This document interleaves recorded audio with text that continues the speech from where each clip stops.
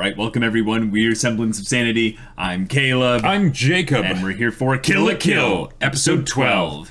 Alright, Nui has entered the battlefield and she has called a halt to the Deva versus Ryuko fights. And rest in peace, Mr. Edgelord. Yes, Mr. Ninja Turtle. Yes. You know, yes, don't need eyes to see. Yes. Not needing eyes. Cool. But Nui's here. She bragged about killing Ryuko's father. Yes, Ishin Matoi.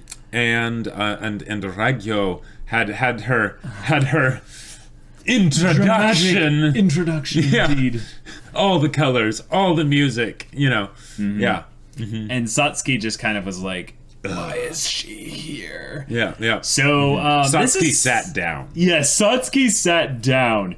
That's how stressed she was. And the butler was like, you need to keep your cool. Yeah. Regain your composure, madam. Yes, indeed. So, yeah. We're about to have a fight, methinks. Who knows how long this will go, because... Ryuko's going to go crazy on her. Yeah, it's going to be awesome. So, guys, let's get into this. But if you think about it, the schizors. at this point, my mind blanked. And with that, you've lost me. Oh, finally. Took long enough. Let's get triggered up in here. I'm triggered! I'm Studio Trigger! Better than Studio Nut, though. You know. Really? Wait a minute. So it's no Nut November. That means no Studio Nut anime, right? Do they just give like a month-long vacation? Sorry, for religious purposes, we don't work during No Nut November. It's such a new concept, though, the whole idea. A nude concept? Oh. The whole idea of No Nut November. Yeah. Like, and here I am trying to do No Shave November, and everyone's like, it's No Nut November now. I'm like, since when? And they're like, check Reddit. And I'm like, I don't use Reddit, really. Like, well, I kind of do, but... Maybe it was developed by all the people that couldn't actually grow beards, so they're like, No Shave November doesn't mean anything. So they were genius. like, but No Nut November, that's something that will actually make a difference. So, you know. So the idea is that on December 1st, like, there's just this low rumble in the Earth's, like, What was it? like the Earth's what was it? core. No Nut November, and then... Are you talking about the February joke one? No. It's like, what was it like? Was it Fapless February? No, something about ovaries October, and then December is like destroy Dick December. Oh god, all the sexual jokes because it's Kill a Kill, and that's right. Alright guys, we're gonna start the episode in 5, 4, 3, 2, 1, now. Nui. Ah, yes. Wait, so is Neo from Ruby a reference to Nui from... I don't think so. Could be. Okay, but what is with those nails, though? That's just... The nails, or are you talking about the fiber thing? The nails, like her nails had barbs. Yeah, that part, that was just great.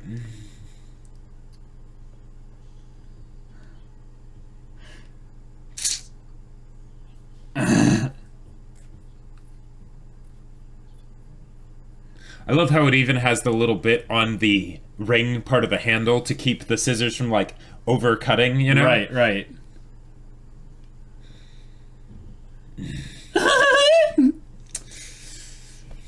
Ryuko's like, you gotta die! You gotta die right here! Yeah. She almost looked like a vampire for a second. Like she, like, her fangs, like, bit into her own, like, lip.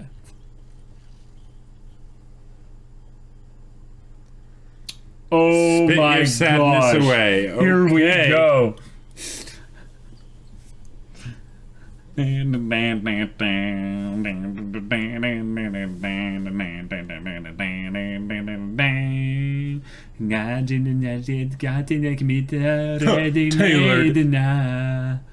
Oh, go wagusukete, Rashida hashite iku, Tajigata te, Rondate, Kukiritu meiti memo, Shita naru.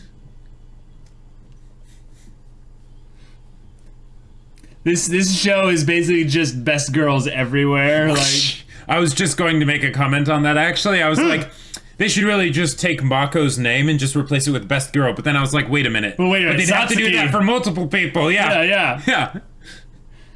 And in a lot of ways, Ryuko is becoming more and more of a best girl too. Like, yeah. Gamaguri, The triumvirate of best girls. And even in some ways, the Deva that was the she's got a long way to go though before best girl status. She's not bad though. Like, yeah. But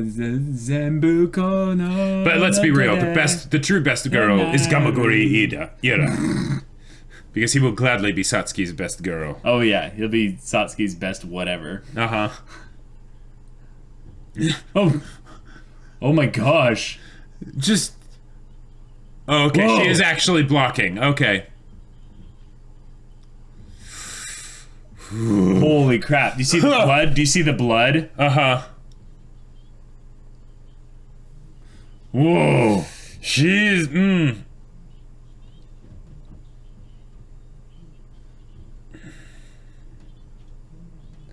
Mankind.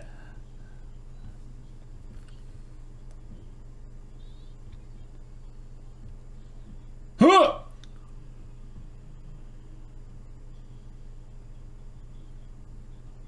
Oh, freezing.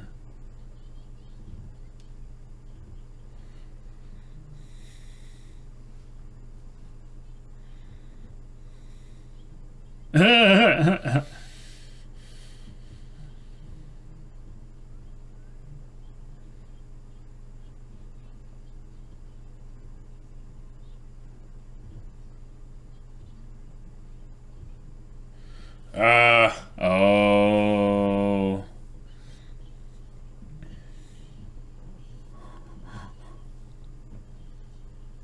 Yeah.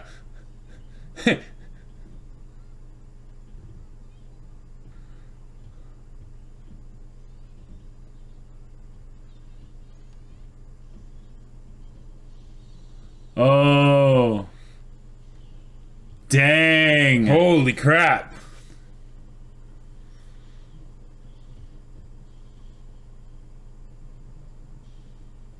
Whoa! She did not expect that.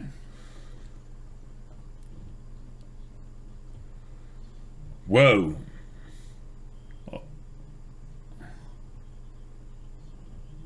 Okay. Huh.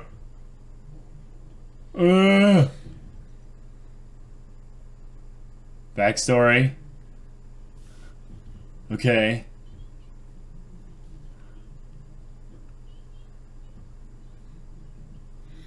Okay.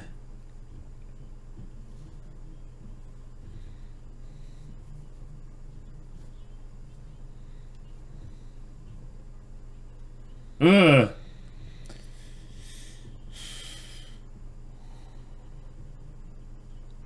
Whoa. Jeez. I love that it's a measuring tape, though. Yeah. Wow. Okay, her dad's got some moves. Yeah, seriously. I love how he has the shoes, you know, the wooden shoes, you know.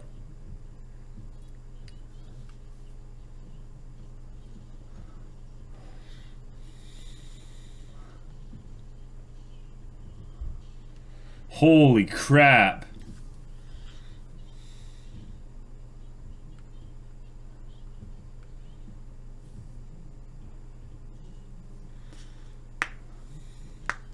Whoa.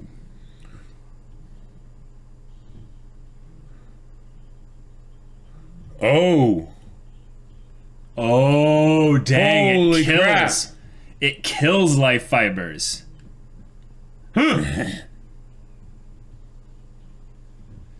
Dang. So maybe that's what he wasn't supposed to make, not the not the actual Senketsu. Jeez. Oh! Oh! That was...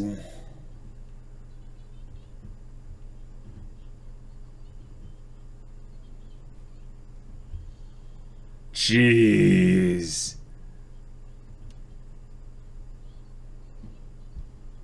Oh. Holy crap.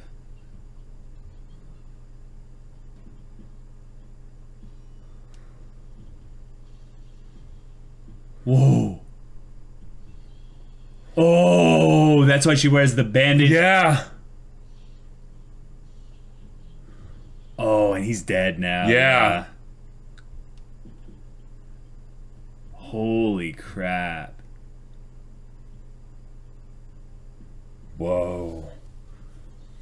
Oh.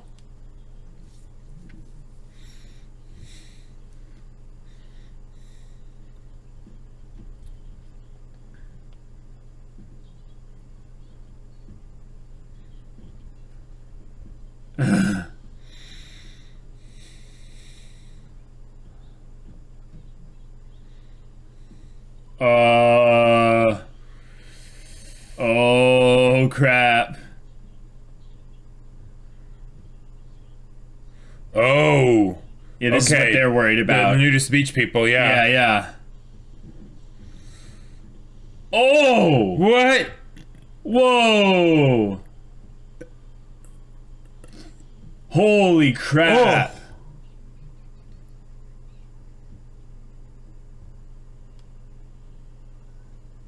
Oh.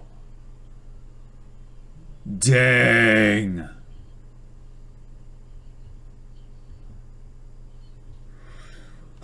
Oh.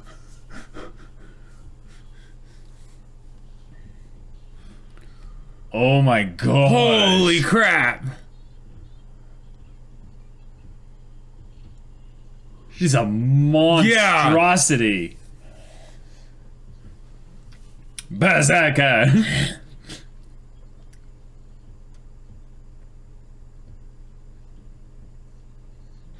Go, Mako! This is your chance! Death from bloodlust! You mean Transfusion. Huh? Steals his patient's blood? Huh? What is that supposed to mean? Yeah. Ah! People die when they're killed! Yes! Oh my god! Yes! Say no to death from bloodlust! Say no to blood theft! What? What are you, Mako? Ah, now he's here! Sanagama, right.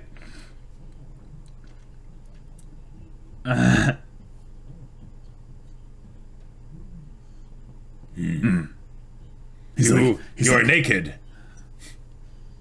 Yes! You're right!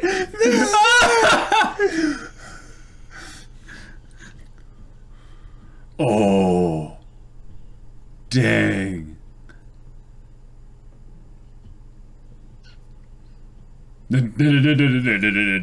Oh. They all just shoot. They'll just appear there.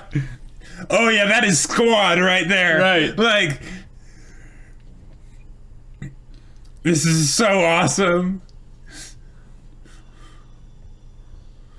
Awesome! Yeah!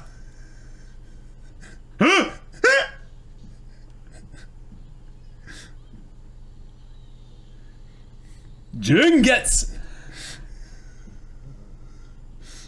All right. All right. And the music, oh my gosh! Great good buddy.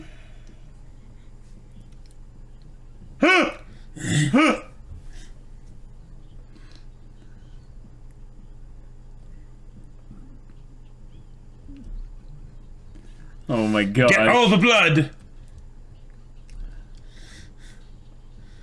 Oh!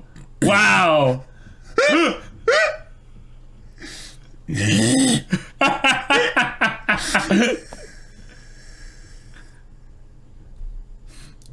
All right. Yes, that's right. Oh man, this episode. This is amazing. Episode. Yes. Oh. Jeez. Holy crap.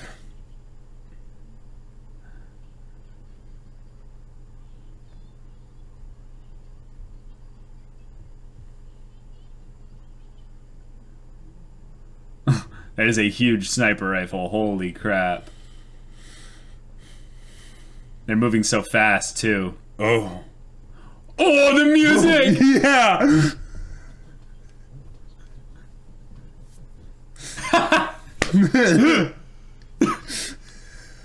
He just dodges them all? Ah! He's not even looking at her.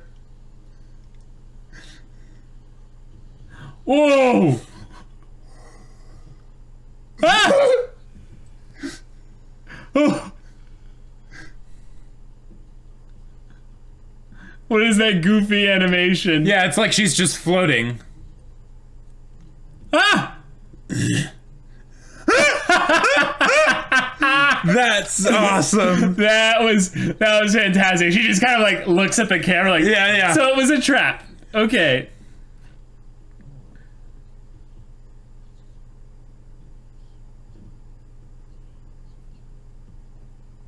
Starching effect. So it'll thicken their Right, and just blood. immobilize them, Yeah. basically. But can Do you do it. it? Oh. Yep. Run, boy.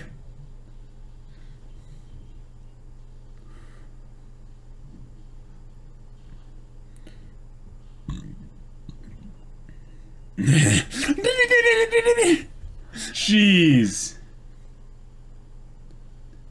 Like, when did they have time to set this up? Who cares? Yeah. This is amazing. Homura, is that you? Yeah. Jeez.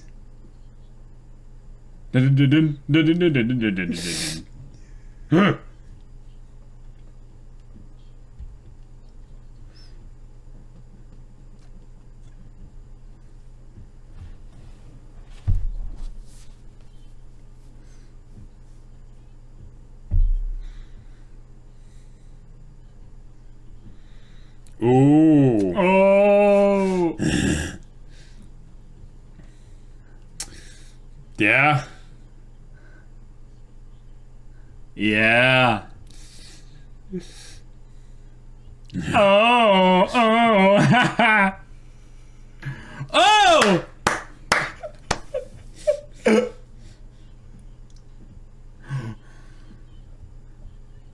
Whoa. Whoa.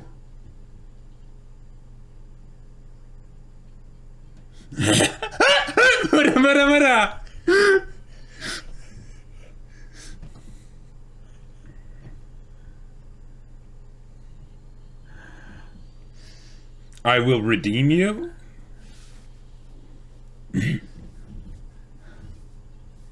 Now she's become an observer. Okay, cool.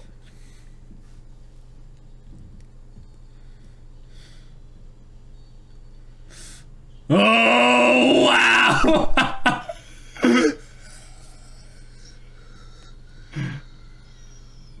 Not even showing the fight because it's too awesome. Too much madness.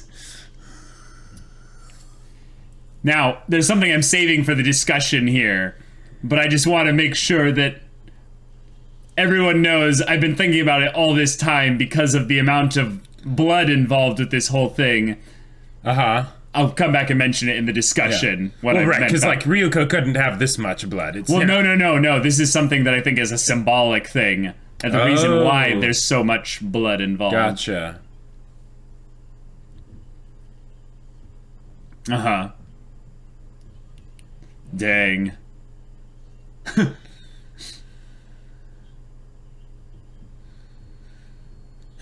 Oh! Yeah! Oh! I almost expected it to go into Don't Lose Your Way right there. Yeah. That butt shot, oh my gosh. But seriously. This is just... This track. I know. Oh my gosh. One strike. Mako! The sudden appearance of Mako! Yeah. This changes everything! I have a blood transformation! Yeah. Whoa, galaxies and stars and... Mako is swimming! She's faster even than Junketsu!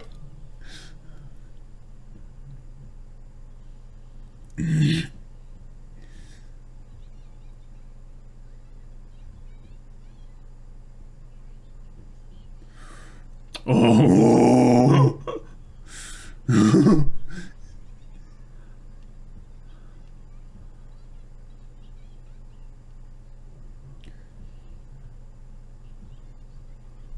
Oh.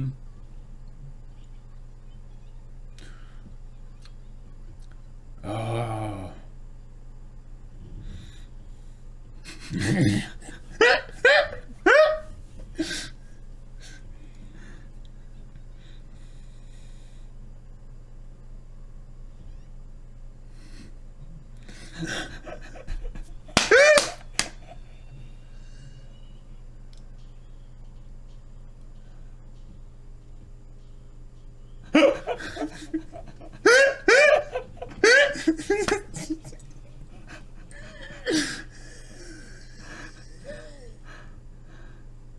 I love the guitar. Look at that, Yeah, and they're just like, what is this?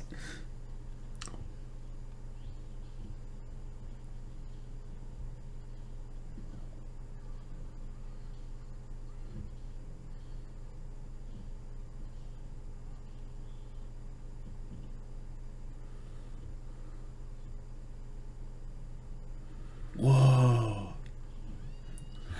I backed it up! Yeah. You can't stop now. Aw. The tears! Yeah. They're so huge. Oh my god.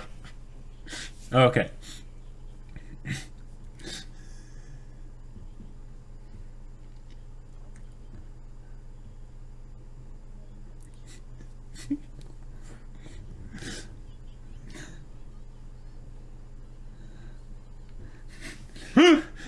You stupid idiot, dummy.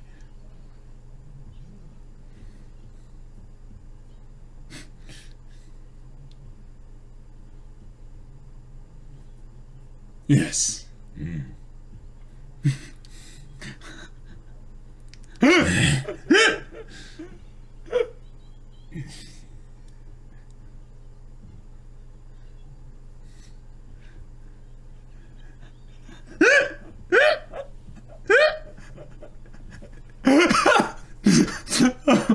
Oh, Mako.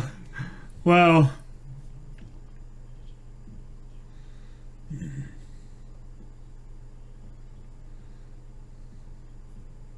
I mean, Trigger does like that, but Yeah, but again, the whole, you know, humanity, mankind, Yeah. verbiage. training from scratch. Oh.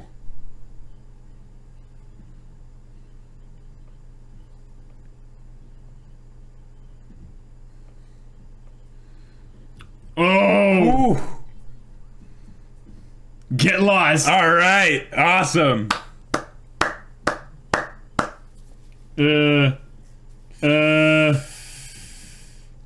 Okay. Whoa! Holy crap! That episode! That episode was insane. That episode was crazy! That was just Like it so had good. it had everything. Everything. Like, Oh my gosh. what is there even to say about that? What is there even to say? Like, I feel like this episode isn't as deep as some of the other episodes that have happened, but it's there's some Hype. it's so hype, but there's some actually I think really good deep stuff in here. Oh, yeah? That I would love to pick your brain on in the discussion, because the fight itself was based around a loss of control due to emotion, pain, and rage and all that. And the fact that this entire episode had multiple life fiber, death, hate, love, like all kinds of little concepts going on that Nui in some way introduced. I think that this episode has actually some surprising rewatch value. Not on the hype, like not even because there's plenty of rewatch value there. Oh yeah. But there's okay. So yeah, okay. I'll save it for the discussion. Wait a minute. What is this? Oh.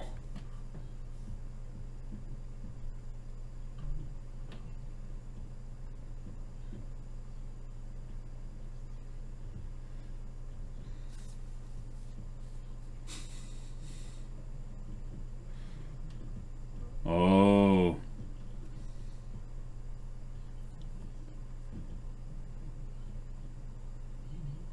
Yeah. Yeah, of course you do.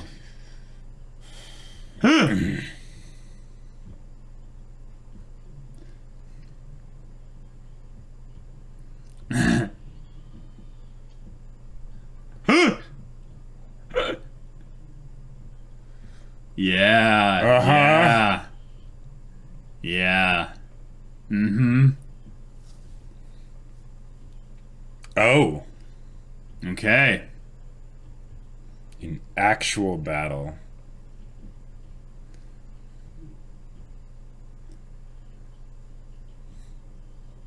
Of course. Yeah.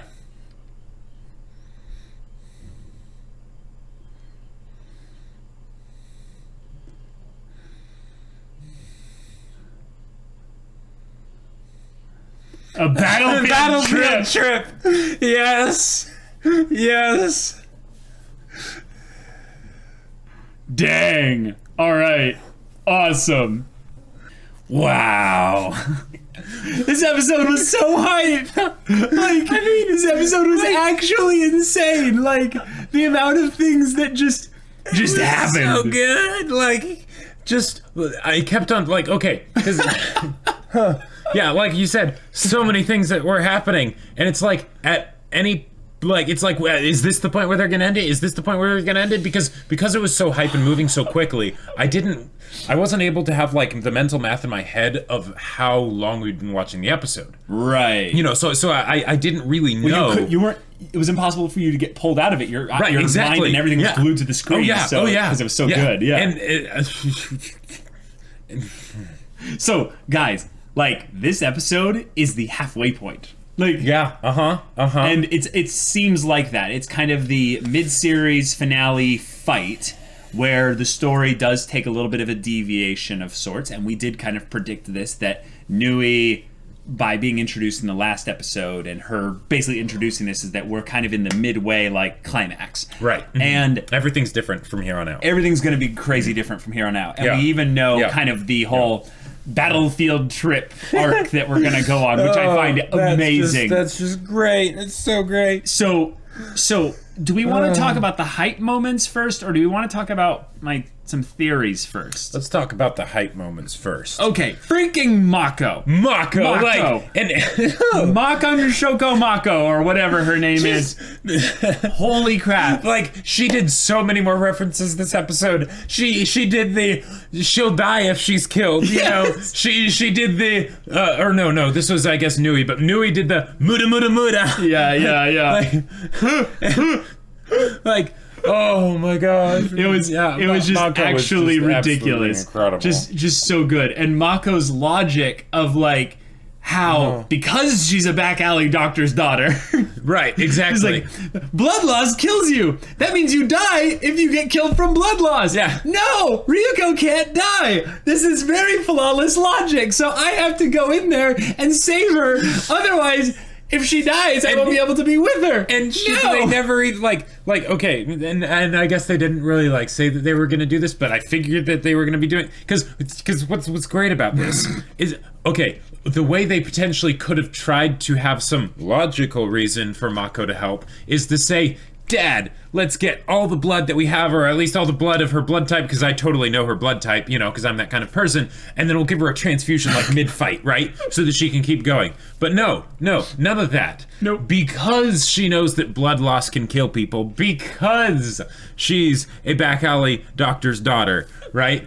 Because of that, right? Because she has that knowledge, you know. It's like you must have studied, which means that you know that man is mortal, you know. Like, so she's like, she is in danger of actually being killed and dying. So I'm going to go help her by hugging her until hugging it away. Yeah, hug it out. I mean, Mako is always basically is always being nominated for MVP in basically every episode. Yep. But I think this episode, she kind of just won it hands down. I don't know. Satsuki was pretty badass. Satsuki was pretty good as well, but I think Satsuki gets more of it for just style rather than actual stuff that she does. But that kind of is Mako too. Like Mako's whole style of how Mako she does things. Mako actually got new things in here that are just hilariously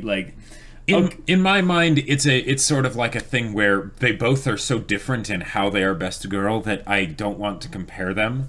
I agree. I agree because okay, hold on. So Satsuki comes in, totally stealing the show with regards to shutting down Nui. Like her just walking down, first just being like, that's enough, and then just pressing the button, the stairs go down, and she just starts walking down, and then immediately the music as well, and then and she's just slow walking, you know, okay, this I'm putting an end to this, you know, and then immediately all four of the Davis and they're like, yes, madam, yes, the squad is here. What would you ask of us? And they have their basically their school kind of tracksuit uniform things, right. But Gamaguri Iro is still only wearing his tiny whities. That's it. Yeah, it's oh bless, bless.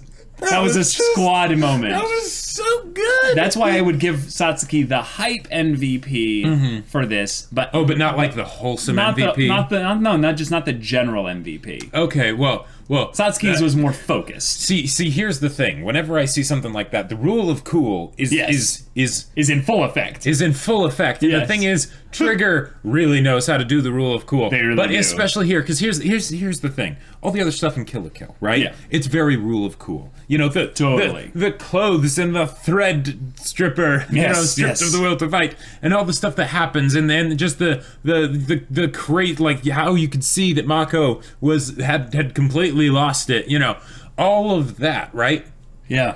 That is naturally hype building, right? It's something that not that anyone could do it on the level that Studio Trigger could do, but when anyone would think of things to build hype, those are the kinds of things that I think they would think of, right?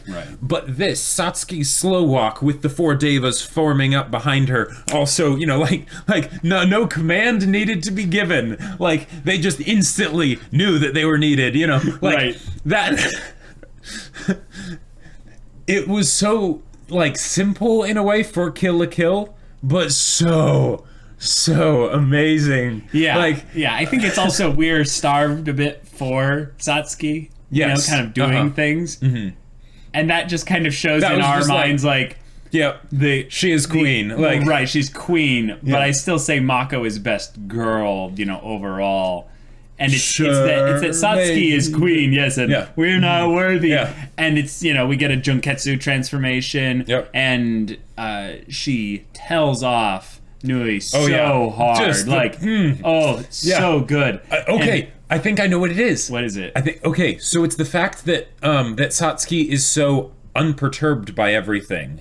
We know that she is she's angry, right? And she's going to intervene. But while she does, she keeps her cool throughout all of it. Right. And if you think rule of cool, you know, so they will just keep the cool factor up, not by doing hype, but just by doing cool, by having Satsuki be just so cool, like in a literal sense about what she does. That makes her cool, which then feeds to the rule of cool. It's a very complicated theory, but you know, but it all ties together, you know. Yeah. I mean, it's something that I come to expect primarily from Kill la Kill. Yeah. So that's why I think Mako is still best girl, because this was not expected. Her dialogue was amazing. That was Mako's whole thing of like, what is this? I've been burned to a cinder. Wait, did I just get a free tan? Lucky! And I'm like, oh my god, like everything Mako says is pure gold. Yeah, just pure gold. And then they gave her an actual emotional moment where she called back to that moment where she lost control. Wonderful episode 7. Yeah, because we had to see Mako in that outfit again. I know. You know. and like even the part where she's watching all this happen and she does her whole, you know, Mako's gonna die from blood loss. That'll kill her, you know. And she's saying all this stuff to the devas, which is also to the audience. I feel like that's the main reason why they always have Mako be like next to somebody, is so that she has some semblance of excuse of a soundboard to be talking to the audience while talking to the other characters. Right. And then they're just so confused. They're just like, what is this girl even saying? And then, but she knows what she has to do. So then she's off to the races. I still imagine in a lot of ways Gamaguri Ira, like anytime Mako just goes on and orates basically all this bit, he just goes Mosaka, you know, just like just because he takes it seriously, because I think he's such a serious individual. But he appreciates Mako's taking everything so seriously, exactly, and her dedication and all of that. I feel like in some way. Don't say it. Don't say it. Please, I swear, please don't say it. I kind of should. I knew it. I was like, no. Shut up. Mako is Speedwagon. You don't ship Speedwagon with anyone. They have to die a virgin. That's the point. They're the two Speedwagons of the opposing sides. But they're not. I know Ira is a different kind of... It's Armstrong. Yes. And his arms are very strong. And he twinkles and sparkles, and he is very much surprised by Sanagiyama's nakedness.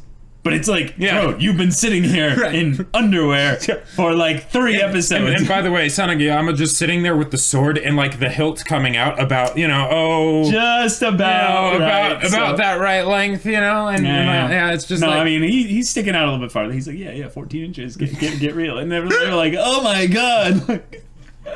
And the funny thing is that potentially, depend. Okay, so. Oh no! In order for it to actually hide everything... Oh my gosh.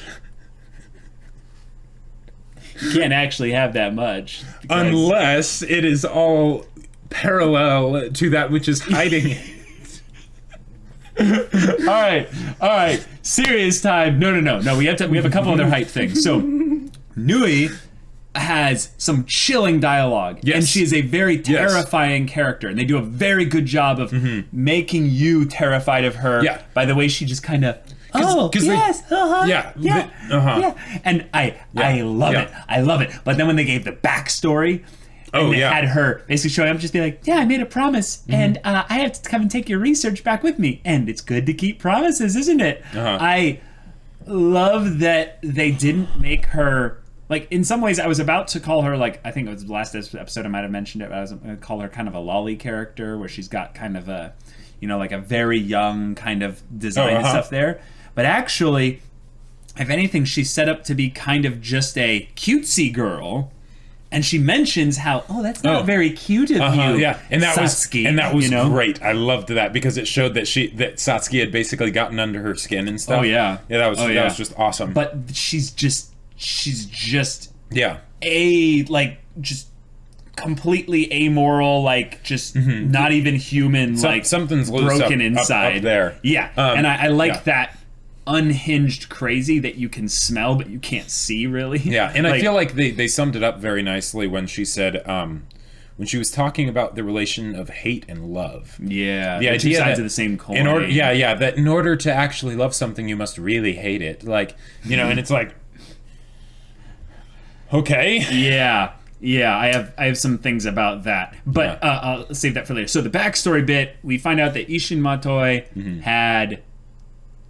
He was developing the scissor swords. That was the whole point. Yeah, he was developing these things that could kill life fibers. Now we saw that Nui could take out the nexus fiber and pluck it and basically break it, which would cause the entire thing to collapse. Right. Now, the thing is, though, is that that's not actually killing them. Right, it's just removing it so that there's no foundation for the rest of them. Right. There's a logic to this. It's all scientific. Yeah. It'd be the idea of removing the thread. The thread has its own limitations.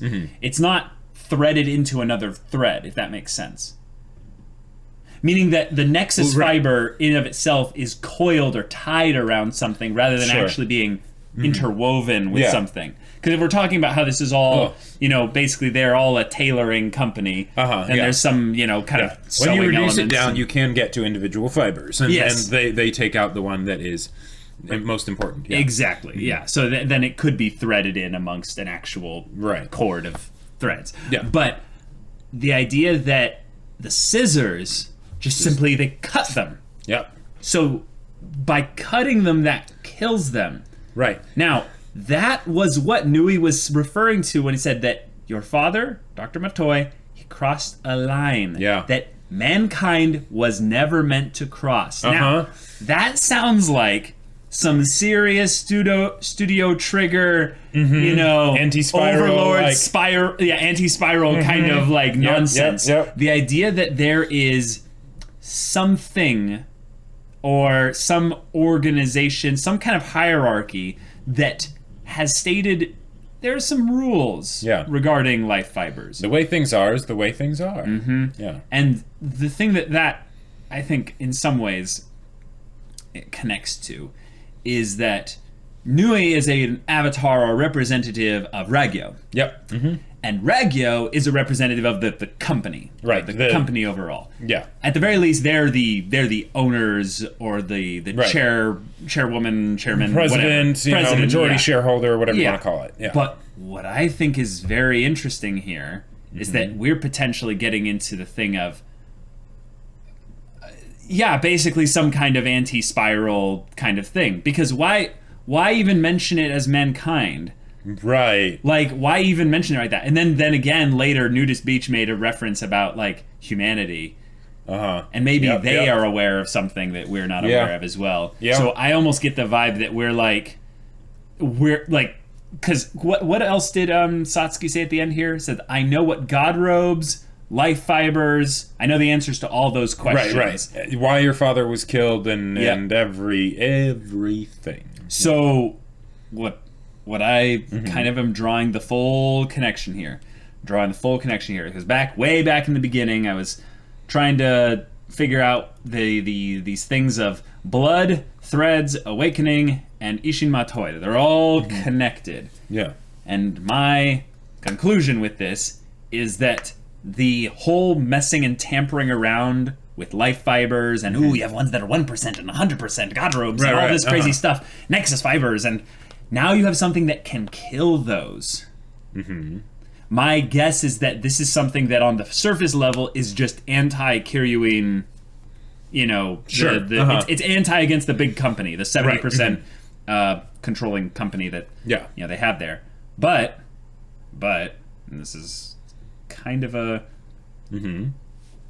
potentially crazy thing, is that they're trying to separate potentially mankind or humanity's, people's dependence on these life fibers. Okay. Because what might be happening right now is some kind of commentary on how technology or even just, certain kinds of advances have basically taken on a life of its own. They are called life fibers. Sure. So there is some connotation that they are like senketsu and junketsu. They could, if, have, enough of them together and stuff, have their own individuality. Like junketsu and senketsu are pure life fibers, right?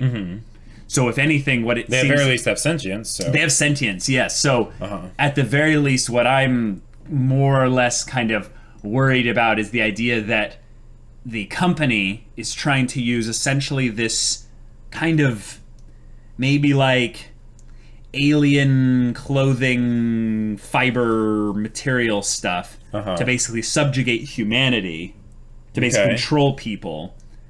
And they in some ways think that they control it by diminishing it out into percentages. We'll just put a little dabble of it here, and that'll be enough to control the populace and stuff. Yeah. But if you have a weapon that can actually kill it, one, that counteracts the company. Sure. Because then you can just go, snip! Nope. Right. You don't, it's dead. Well, one of the other things that this makes me think of, so when they talk about life fibers, right? Yeah. And that it's the foundation, and with the things that you were talking about. Well, Senketsu survives by drawing on Ryuko's blood. So what that makes me think is that basically it makes me think of like a connection point for getting nutrients, right? Sure. Which makes me think of umbilical cords. Like babies, Oh. And the idea that it's something where there's that connection point that's very important. You do not want that to break, but that can also cause a sort of dependency. Sure. Because and if this is a coming of age story, if this is all about finding your way, and all that, then the scissors could be represented as something very powerful because it cuts that connection so that way you can, stand proud on your own, right? Right. It's in some ways, yes, cutting yourself from the nutrient dependency of the exactly right of the birth sac, whatever it's called. I forgot what it's called. Yeah. Right. But the point is that is something that it's very important. But if the life fibers thing, like Senketsu is the one getting the nutrients, but that makes him the baby then. And that's where I actually wanted to. Wait. Oh, okay. Unless because with what you were saying of the disseminating of the life fibers and all that stuff. Yeah. What if that's actually all of the things to make the people dependent on the organization that is the Kiryuin Corporation, right? Right. Because here's the thing. There's huge themes of control in this show. Huge themes of control. Huge. Oh, yes. Now. Like, Ryuko herself is a rebel, a stereotypical teenage rebel. Yeah. And Satsuki, the way she sets everything up, she is both the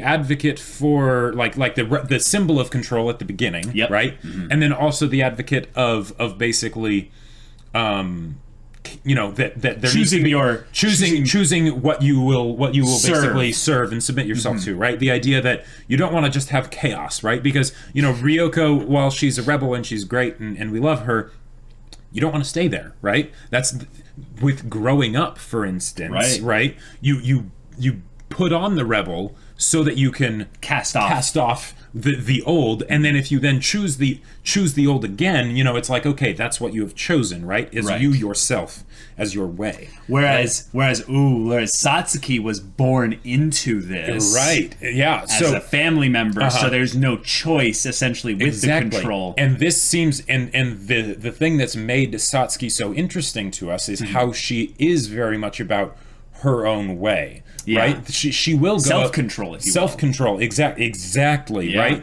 Which there's probably some things that can be read into there, because purity, Junketsu. Well, sure, and also just the idea that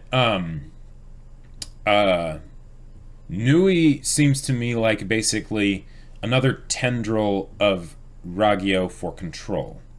She's the executor that was sent in because. Satsuki, couturier. Right, exactly. Because apparently Satsuki was not enough, right? She needed to have two fingers in this pie, right? Oh, I don't even think she has control over Satsuki anymore. And I think she that's was actually going to say, like, sure, hey, I want you to report on this whole God robe situation and see if you can solve it. And also, I want you to let me know on what Satsuki's been doing. Because... And that's probably why, one of the reasons why she was sent in and all that stuff, right? Because otherwise she could just have Satsuki do it. Because Satsuki's super capable, right? She might not have the other half of the sword scissors or whatever, but that's fine. Oh, sure. And the idea that could be basically setting the stage for Satsuki's development as well, because Satsuki has, self-control, right? The fact that she's all about self-control and things like that might be because she both sees the positives and the negatives of it, and that maybe that is something that she wants because she doesn't feel like she has, or at some point she didn't feel like she had it, right? Right. Which will make her and Ryuko just probably like best friends once they actually can sit down and have some real heart-to-heart conversations about stuff. Or maybe they just need to fight one more time. Sure. I'm gonna say since we're now into the deep discussion bit, can I say my thing about the blood? Oh yeah. So I think that this episode was. I feel like I have to be kind of just sensitive around this topic because I'm a man. I have no experience with periods. Oh, but in some ways, I think that this might be representative of that for Ryuko, and this is something that was kind of pushed upon her by the stress and the craziness of the situation. And I know that gotcha. It's a very stressful thing to have for your first time as a woman, and it's something. Well, there's a lot of blood involved here, so there's that visual element. But also, like, even with the thing of the way Senketsu's design was changed, the horns and stuff like went all over the place. The mouth with all the teeth went near the pelvic region. Yeah, and very stuff. sharp teeth. Yeah, and it basically was something where the body, aka Senketsu in this case, took over and controlled Ryuko. Sure. That ties into something that I wanted to talk about also with the life fibers, but specifically that in that kind of state, she didn't have anyone to help her make sense of all of this. If anything, she had people that were antagonizing her in the middle of it. Oh yeah. And like, you monster, and then like, nice. And then you have Mako that comes in. Well, yeah, Mako as well. Yeah, what were you gonna say? Well, I was also gonna say that that at that point, that's the point at which Satsuki basically said, "All right, I'm stepping in." She had not stepped in before when Nui and Ryuko were fighting, but at that point, she's like, "Okay, you're." I see what you're doing. You're specifically trying to push her buttons and all that stuff. Yep. So that you can have this happen. Exactly. Right. And now I'm going to step. Now I'm going to stop that. Right. Exactly. And I like that Satsuki wasn't able to stop that. Yeah. Just like, I command you to stop that. And she tried the whole thing of like, let's see if a resolved word will be able to reach her. Or maybe some fighting. Nope. Yeah. Nope. And eventually it kind of did, but it required some physical touch and kindness, hugs from Mako. Right, and I really appreciate that. I think that's a really cool thing. The other thing I wanted to mention was the idea that they said that the clothes were wearing Ryuko. Oh, you know the connotation there. The whole ideas of control. Yep. This is something very interesting here. We saw, in this instance, the application of a god robe, which we can basically just equivocate to a bunch of life fibers. Right. Basically, deciding to wear a human as clothes. And it like contorted her and broke her body like in tons of different ways. What I think they're kind of foreshadowing there is basically how the plan ultimately of this organization, and I keep forgetting the name of the company, but they have 70% market share. That's how I just remember them and stuff. Right. The Kiryuin. Yeah. But I also like that the name is not the Kiryuin Corporation. Nope. It's something else. Yeah. And I think that there might be some devious things going on here that aren't just about control, but it's kind of the problems when you make You know how in Spider-Man there's the whole symbiotes and stuff? Yeah. And there's the idea that they use the symbiotes. I don't know how much you know about this, but they basically, symbiotes are not just an individual thing like with Venom and stuff. There would be a thing that, would basically meld with them, and they would each, the person, the user and the symbiote itself would, you know, it would be a symbiotic relationship, essentially. Right. But eventually, the symbiote would take over the user. Eventually. But it would assimilate like the personality and a couple other things within the person, like the user, into the symbiote. I think Nudist Beach is aware of this whole part of the problem, and that's why they were there. And they're like, we have to make sure that even though we're kind of utilizing or kind of pushing Ryuko to be a weapon for us to fight the power. We need to make sure it doesn't go too far. We need to make sure it doesn't go so far that the God Robe itself doesn't do what life fibers, I think, are meant to do, destined to do, which is ultimately wear their users and make them dance on strings. Or just basically control them. And so okay. Yeah. With something like that, the question would arise then of why make God robes? Because they're powerful, right? And so, you know, it's the whole thing of like, you know, sometimes you need something like that, right? Right. And you just need to be careful with it. Yes. Clothing company. Well, all I'm seeing basically is that if they were to manufacture these things, it would be a way to assert control over a vast amount of people. Now, what is the one other god robe that we have seen? Junketsu. Given as a wedding dress, gift, wedding gown to Satsuki by her mother.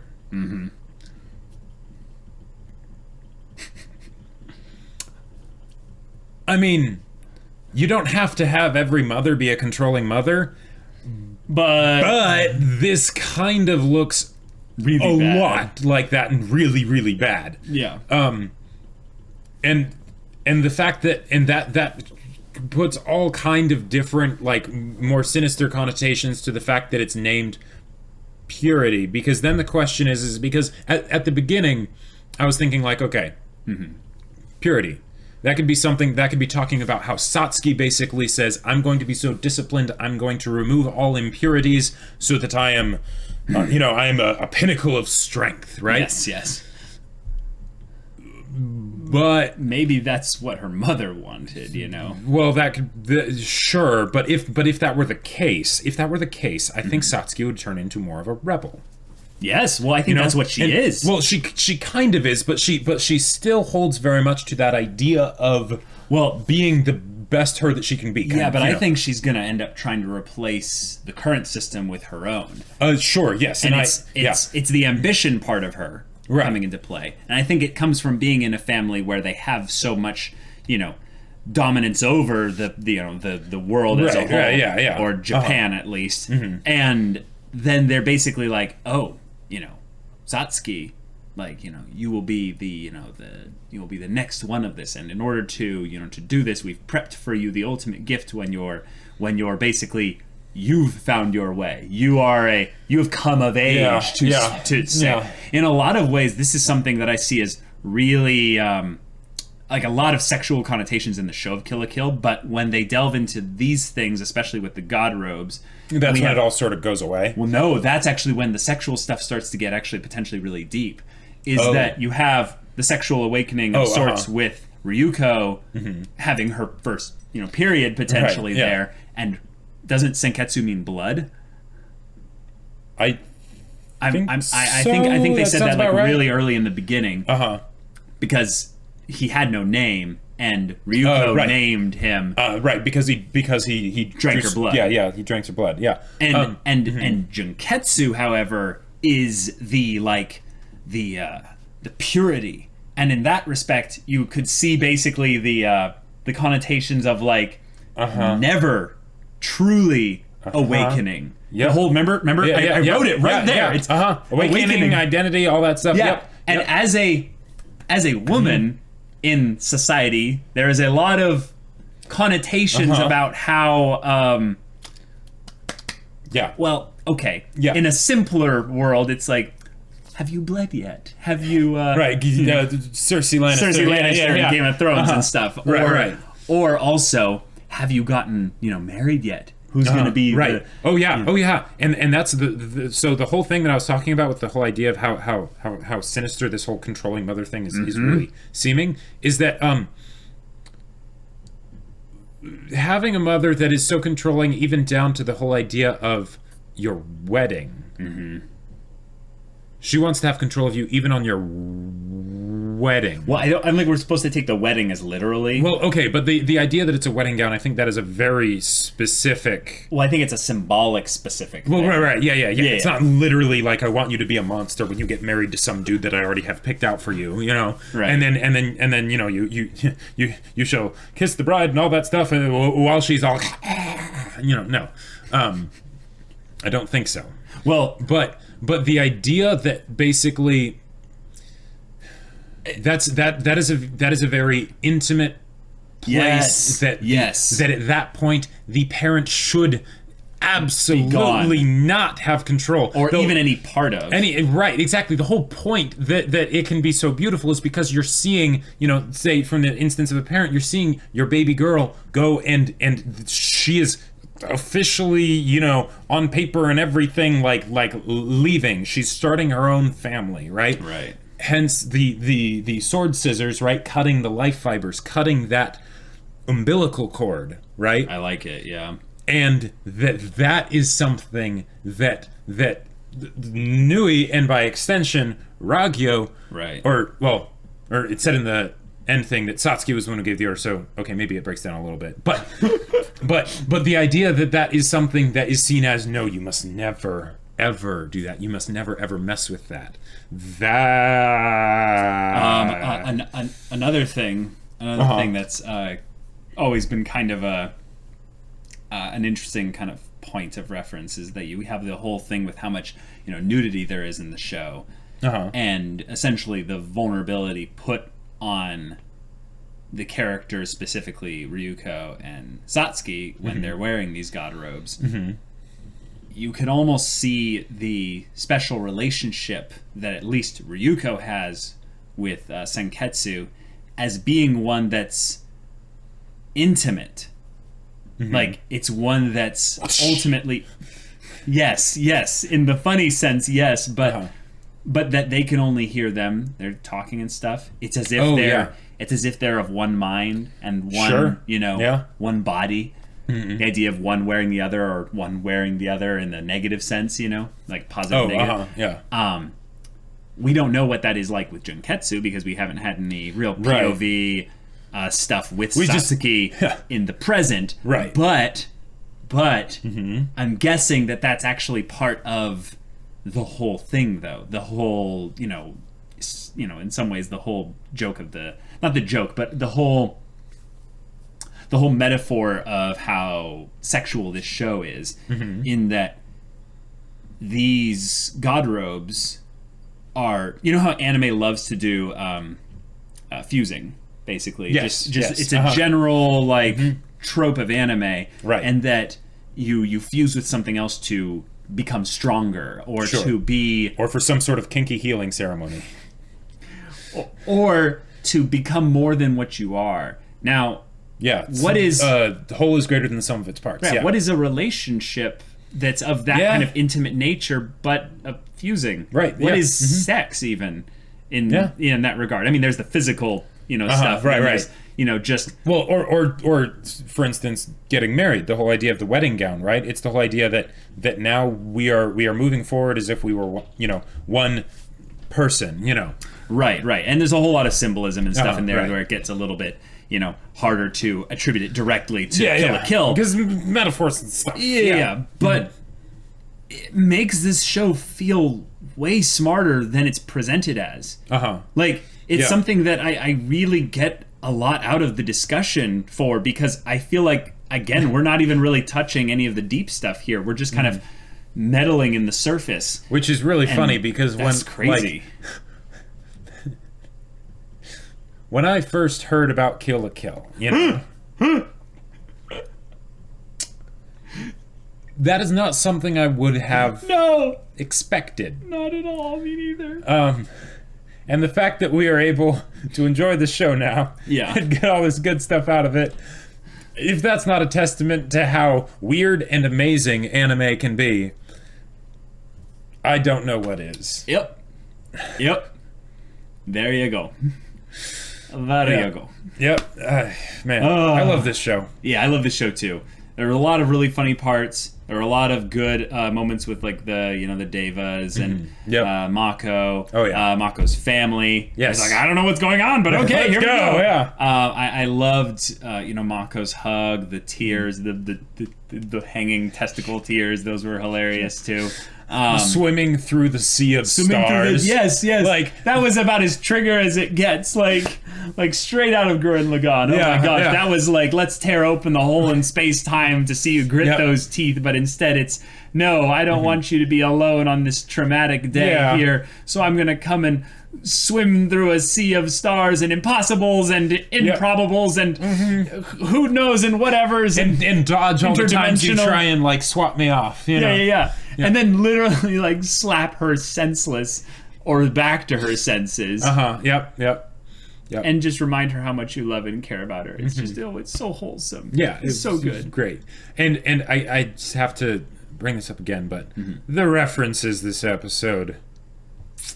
I mean, okay, the whole dying and that might kill her, that was excellent, right? And if that had been all that we got this episode, I would have been completely satisfied. Yeah. But then we also got Muda Muda Muda. It's like that. It's like Jono-san Joestar. Yeah. It's like, does it have to be a reference? Not necessarily, but is it? Yes. I mean, yeah, it is.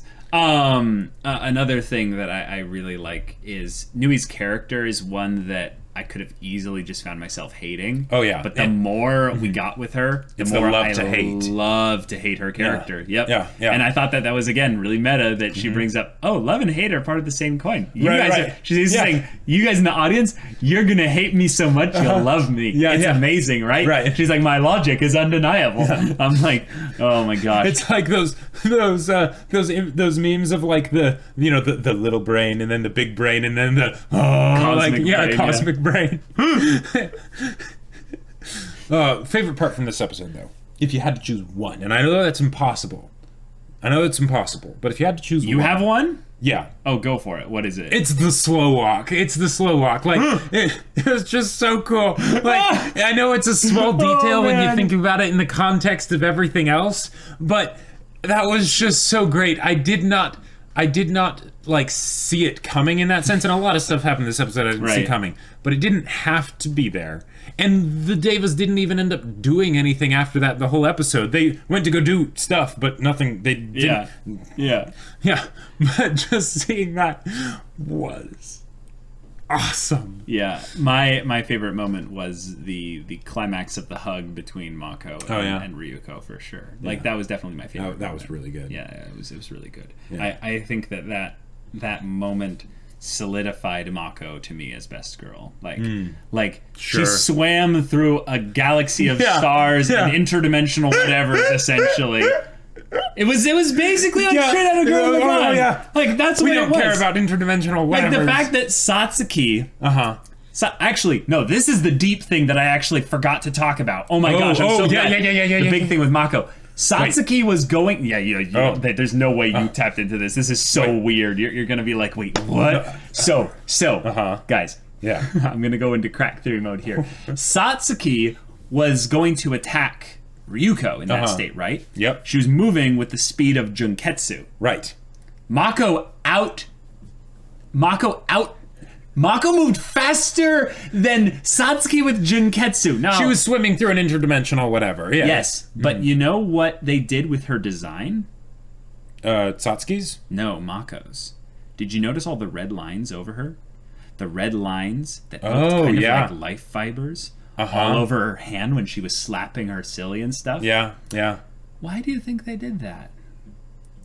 I have an idea.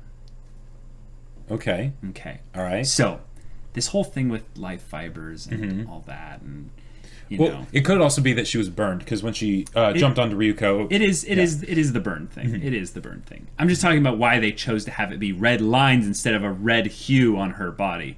Oh, gotcha. There's a choice made there that I think was intentional, and it's not. It doesn't have has nothing to do with budget saving, or whatever. This is just them being like, oh, we're a little bit on the nose here with the foreshadowing. I think that the whole thing of life fibers and blood and identity and connection and all the things that are in this story and stuff is that if you go back to the opening, there's a part where they show all the threads. Yeah. And they're all linked together on a grid. Yep.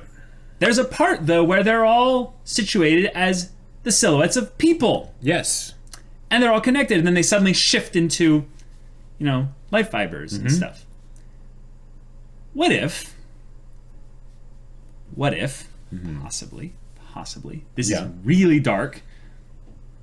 I mean, it can go, there's a couple things. Oh. It can go really dark, or it can actually go into some really cool areas that are more kind of symbolic and feelsy.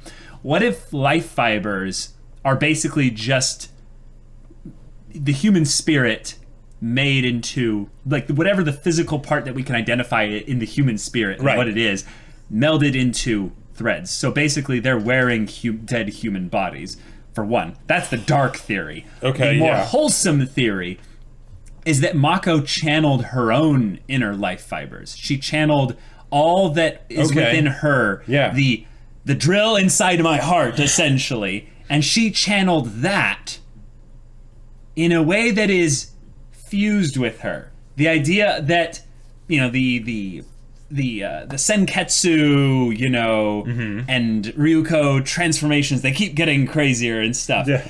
Ultimately, there's going to be a crazy transformation, right? Right. There's going to be a perfect, truly crazy transformation. And I think what it's going to be is basically the perfect fusion transformation. Okay. I think Mako just did it just because of her pure will and love for Ryuko. Sure. The friendship, the power of love, with no hate, just the power of just love and all no that goodness. Human transmutation circle. No human transmutation circles. Nope. Yeah. And she basically broke and beat Senketsu with the power of love and friendship, basically, and all that goodness. Yeah. But they chose to have her hand, especially when they were showing her slapping her, looked like it was gridded and covered with light fibers, even though it was a burning thing, for sure. And I think that's to showcase kind of what the main themes of the story are about, and also where certain symbolism of the life fibers in the positive way are being pointed at. But the crazy theory is that life fibers are people that are harvested and turned into... That would be pretty crazy. Things where they'll basically harvest the human spirit and or the, some fusion of the blood and all that crap. That would be ridiculous. So yeah, there's my weird theories. Yeah, but we have the battlefield trip. The battlefield trip to take over Japan and the schools in the West, which I don't think was a connotation to Western Japan. I think that was a beyond the world. Yeah. What do you want? The world. Such a dumb movie. Now, but that the Naturals election was great, And now it's over. Yeah, but it's play on words, yeah. Now we have but now we've got the battlefield trip. Which it's puns. They hold a special place in my heart. They hold a special place in all our hearts, even if we deny it. Yeah, exactly. Even if they make us cringe and groan, those are the best ones. And I hope that this is not the last pun, because this was great. This was great. Yeah. Special call out to Satsuki telling Nui that you are banned from Honinji Academy. That was and she's like, great. that's very cold of you. Get lost. Okay. Yeah. And then she just said, just kidding. And then they did the primary colors contrast. I like that. Yeah, that but Satsuki just being like, this is my place. Get out here. That was great. Yeah. Fantastic episode. So hype. So good. Guys, if you want to watch the next episode... episode's reaction right now, go check out the link in the description below for our Patreon. You can get an early access there. Any level of support gets you access to our Discord where you can chat with us about Kill la Kill, of course non-spoilery, get involved in the events we've got going on, or whatever. And if any of that interests you, we'll see you there. But until then, we're Semblance of Sanity. I'm Caleb. I'm Jacob. And we'll see you all next time.